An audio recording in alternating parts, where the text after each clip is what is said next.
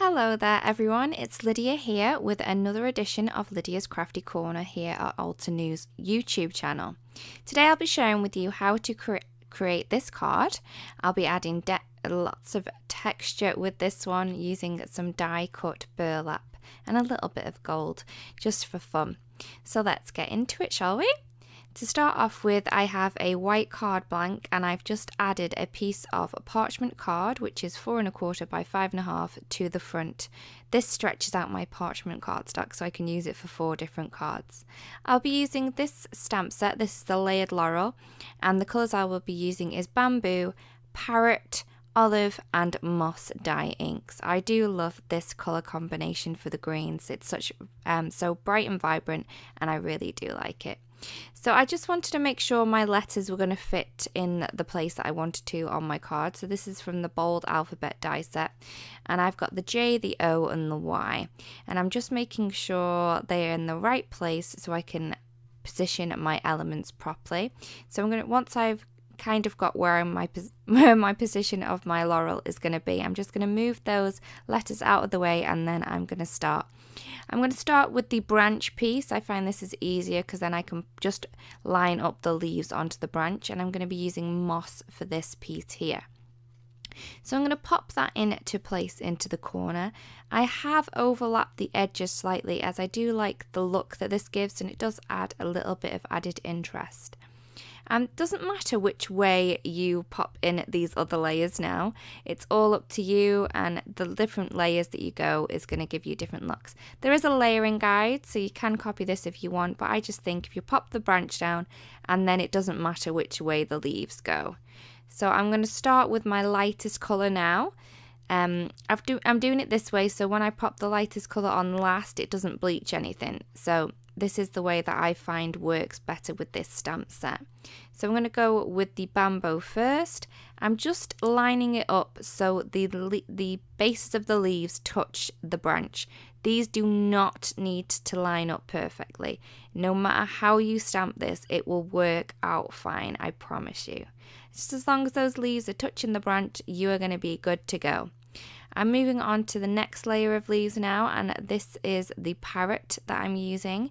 Again, I'm just going to line the bases of those leaves up with that branch, and I'm just going to press it down. I'm not worrying where these leaves are going.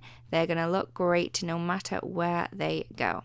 So pop those down, and I'm moving on to the final layer of leaves now, and this is the olive. So I'm just going to ink it up, and again, line those bases up with the branch, and you are good to go. So I'm just going to place that down, and then I'm going to move on to the smaller branch in the set. So there is 2 different branches in the layered Laurel. There's a large one and a small one, and they both bend in different ways. So this one is the small one, and you can see it's bending over to the left. The branch moves over to the right on the larger one. I suppose it depends which way you're holding it, because it could go to the left, but it doesn't matter. Again, I'm going to stamp the branch first. So this is with the moss. I've popped that down, and I'm going to go again through the leaves. So this is the first layer that I'm popping down, and it's with the bamboo. The second layer will be with the parrot, and the third layer will be with the olive. So again, I'm just layering the leaves so they are in fact touching the branch, but I'm not worrying where they're going to go because there's that many leaves on this branch. They all like intertwine and bend over each other, so they look really full and luscious. If you didn't want to use all the layers, you don't have to. You could just add 1 or 2 if that's the look you were going for. It's totally up to you. It's once you've got it in your hands, it's your stamp set, and you make it look exactly how you want it to be. I'm going to be using the Majestic Mistletoe just for the berries. I'm going to take the berries out of this set and I'm going to add them onto the layered Laurel. I do love that these berries are all spaced out in this way, so I can just stamp them down once and the positioning is done for you. I did have a little play around to see how I wanted this one to be, but in the end I decided I just wanted it the way that it was going to go anyway in the first time. So I've used some velvet to stamp the berries. I wanted the berries to look a bit more berry-like, so I'm adding some Nouveau drops onto them just to give them a shiny look when it is dry. Once I have added all the drops on, I am going to in fact leave this card to dry for a couple of hours because I don't want to be touching it and moving those Nouveau drops and, you know, smearing them and not creating a nice look. So I'm going to take my burlap now. And this is such a lovely texture. To do this, I'm taking some sticky backed card. So I'm sure you can find this in many places. But you could also just take a piece of cardstock and add some spray adhesive onto it, and that would give you the same effect as here. So I'm just going to pop my burlap onto this sticky cardboard. And I am just going to cut this out. So I should say cardstock. It's not cardboard because cardboard's card, like boxes. So never mind. I'm just going to cut around this, and I don't want any sticky poking out because we are in fact going to run this through our die cutting machine. So burlap is notorious for sticking. So this is not sticking on my cardstock very well at the minute, but once we do actually run it through the die cut machine, it's going to push it into that cardstock piece and it is going to stick there.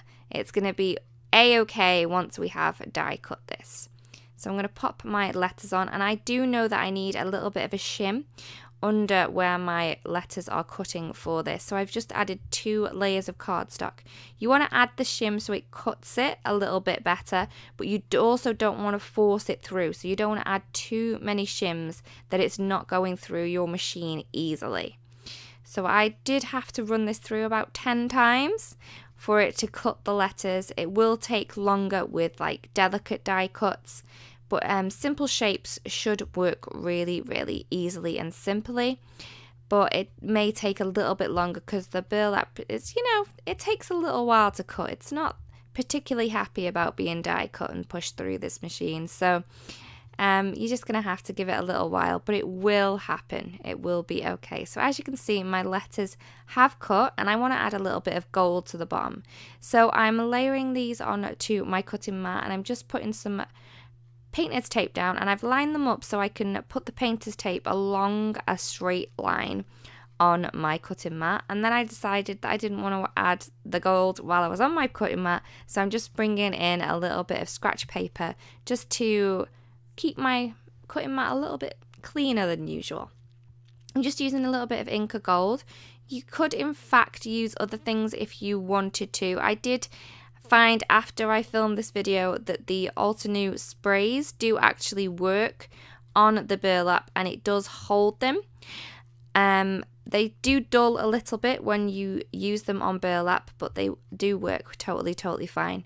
So I left this to dry, and now I'm just going to remove the painter's tape, and you're going to get a really cool like dip dyed burlap effect, which I think is really, really fun.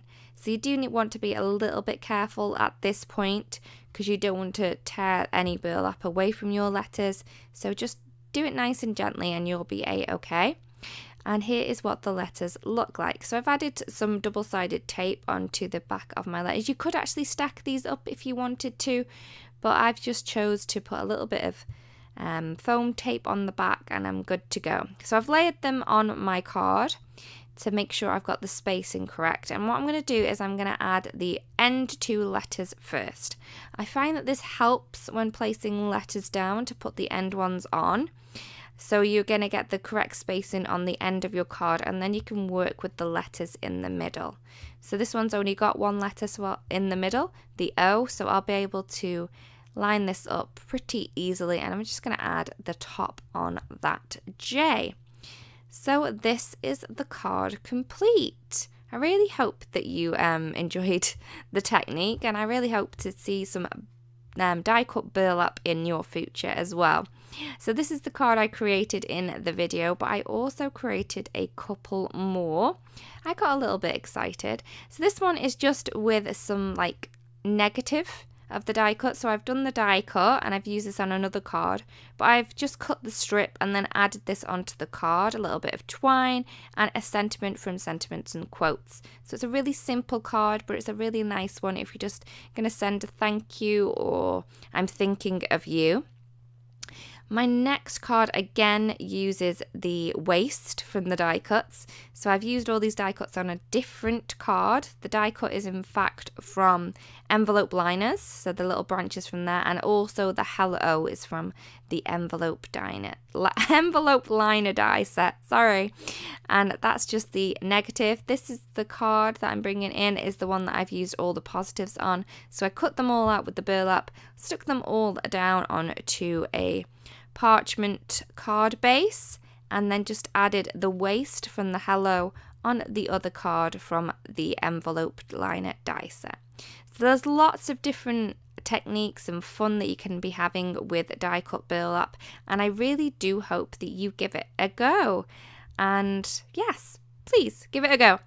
And I'll see you again next week. Do remember that we do have a new Lydia's Crafty Corner every Friday, so I would love you to join us then. Thank you so much for watching. If you'd like to subscribe, please press the subscribe button, and then you will be able to know when all of our other videos go live.